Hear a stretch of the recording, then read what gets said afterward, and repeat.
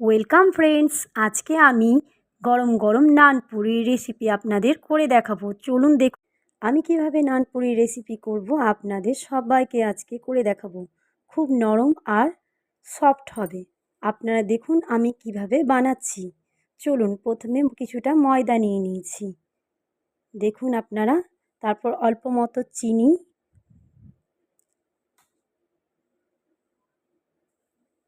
তারপর সামান্য নুন,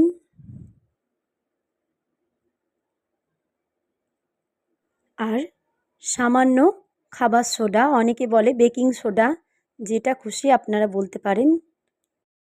আর অল্প টক দই আমি এর মধ্যে দেবো। দেখুন কিভাবে আজকে আমি বানাচ্ছি, দেখুন আপনারা। আর সামান্য মতো সাদা তেল দেবো, দিয়ে অল্প করে আস্তে আস্তে করে মেখে নেব। এখন আমি জল দেবো না, যেহেতু দইয়ের মধ্যেই জল আছে, সেজন্য এই জল দিয়ে একটু মাখবো। তারপরে সামান্য লাগলে এর মধ্যে আমি জল দেব। দেখুন খুব তাড়াতাড়ির মধ্যে এই রেসিপিটা আপনাদের করে দেখাবো। যদি আপনাদের মনে হয় যে এরকম রেসিপি করব, অবশ্যই আমার চ্যানেলটা একবার খুলে দেখবেন। ফারহা হেসেল চ্যানেলটি অবশ্যই সাবস্ক্রাইব করবেন, আর লাইক করতে ভুলবেন না, আর কমেন্ট করে জানাবেন যে আমার নানপুরির রেসিপিটা কেমন হয়েছে। আপনারাও বাড়িতে এরকমভাবে বানিয়ে নেবেন। অল্প করে সামান্য তেল মাখিয়ে আমি 10 মিনিটের মতো এটা ঢেকে দেবো। চলুন, একটা কড়াই বসিয়ে তার মধ্যে অল্প সাদা তেল আমি গরম করতে দেবো। খুব বেশি করে গরম করবেন, গরম না করলে পুরিগুলো ফুলবে না।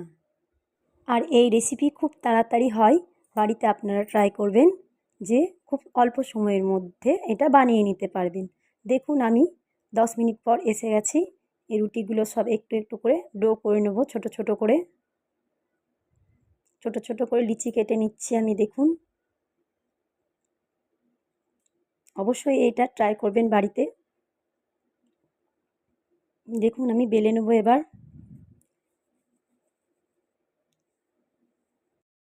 দেখুন আমি একে একে সবগুলোকে ভালোভাবে এগুলো বেলে নেব।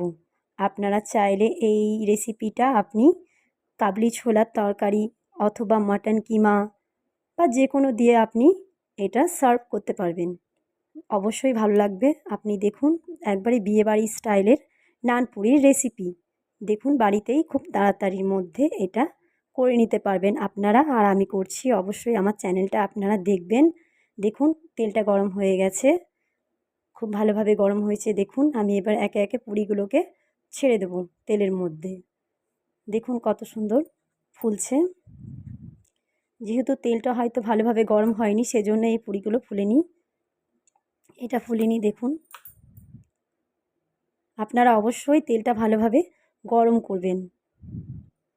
দেখুন হয়ে গেছে, কেমন লাল করে ভাজা হয়ে গেছে। আমি এবার একটা পাত্রের মধ্যে এগুলো তুলে রেখে দেবো। দেখুন আমি একে একে এরকমভাবে সব পুরিগুলো ভেজে নেব। দেখুন কত সুন্দর লাল হয়ে গেছে।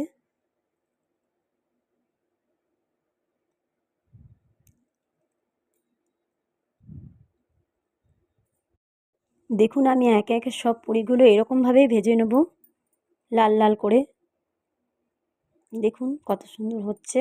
আপনারাও বাড়িতে অবশ্যই করবেন, আর কমেন্ট করে জানাবেন যে কেমন লেগেছে।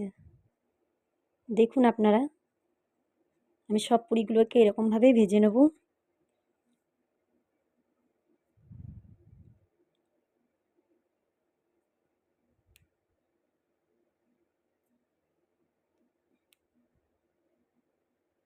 দেখুন কত সুন্দর ফুলেছে। এবার তেলটা হয়তো গরম হয়েছে, দেখুন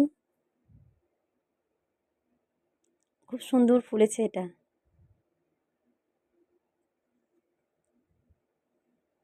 আপনাদের নান পুরি কেমন লাগে অবশ্যই আমাকে কমেন্ট করবেন, আর আমার চ্যানেলটা ভিজিট করবেন প্লিজ। এই নান পুরি রেসিপিটা খুব তাড়াতাড়ি হয়, অবশ্যই বাড়িতে কেউ যদি আত্মীয় স্বজন আসে আপনাদের, অবশ্যই এটা বানিয়ে খাওয়াবেন। আর খুব তাড়াতাড়ির মধ্যে এটা হয়। আর বিয়েবাড়ির মতো নানপুরির রেসিপি কাদের কাদের ভালো লাগে অবশ্যই আমার চ্যানেলটিতে কমেন্ট করে জানাবেন।